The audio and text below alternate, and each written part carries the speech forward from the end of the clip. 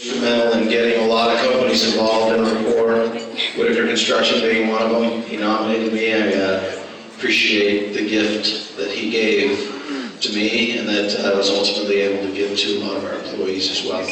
Thank you, sir. Thank you. Good evening.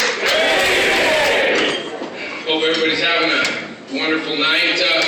I get the opportunity to introduce you to my daughter, Marisa. She's a sophomore at Fremont High School. And yeah, go Fremont, huh? Go Silver Wolves. We're at Silver Wolves. You know, I'm not sure whether going through some of these leadership classes myself or having her go through those really, you know, we all talk about skinny branches, and she seems to live there an awful lot. And she's definitely taught me and her mother the lesson of patience and to understanding, you know, a lot of those things. But anyway, she's an amazing young woman, very proud to be her father, and so I'll turn the time over to her, Marisa Sorensen.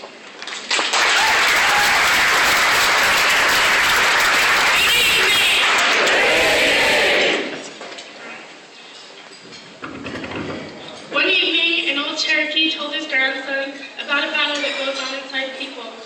He said, "My son, there's a battle between two wolves inside us all. One is evil, it is anger, envy, jealousy, sorrow, regret, greed, arrogance, self-pity, guilt, resentment, lies, fake pride, security, and ego.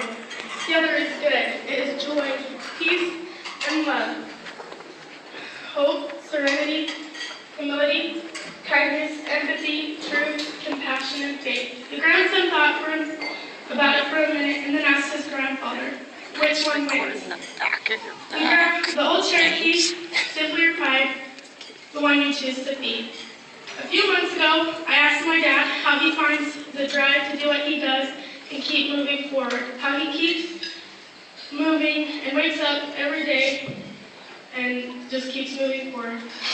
He told me it's hard at times, but sometimes you just have to push yourself for what you want. You got to find the hidden motivation that's buried under all the struggles life throws at you. Just like in the leadership training I went to this summer.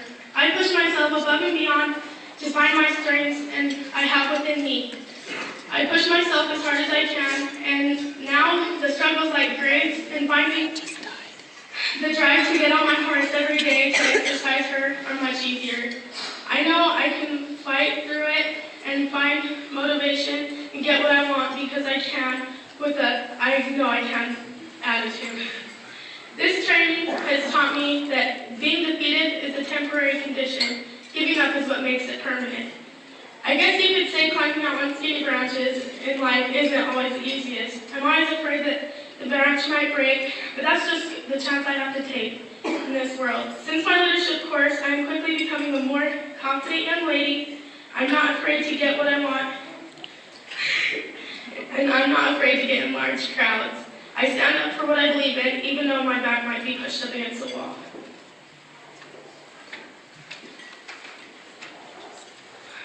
It's difficult to sum in words how the training has changed my life. I used to allow negativity to get the best of me in many different situations. It's not like that anymore. I expect more out of myself at things I do, for example, rodeo. When I'm on my horse, the focus I have for it has totally changed. I can get the energy going just like when I bit the straight rod of metal into the shape of an L. At my training, my energy was focused, and that's how it is when I ride. The trainers taught me that everyone needs support. For instance, my school went to the state football championship. They needed support, even though our guys weren't as big as the other team.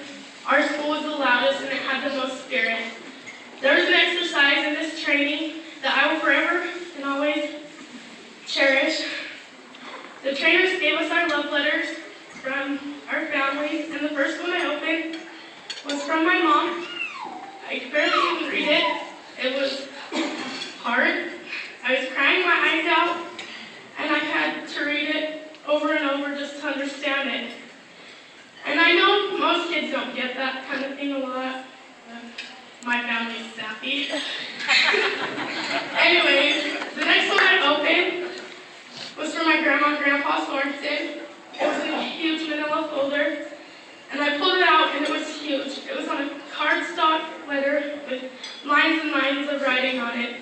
It had taken so long for them to write. I could tell it was long. It was filled with things that I had never known about myself before, like different and wonderful things.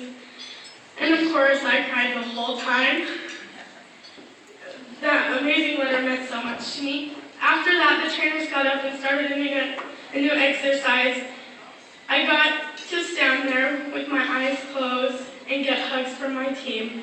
They were the best hugs because the person hugging you could hug, they could hug you for however long they wanted. I had never gotten such awesome hugs in my life. The very first hug, I knew who it was from, but I didn't say anything. I just stood there like I was told. He hugged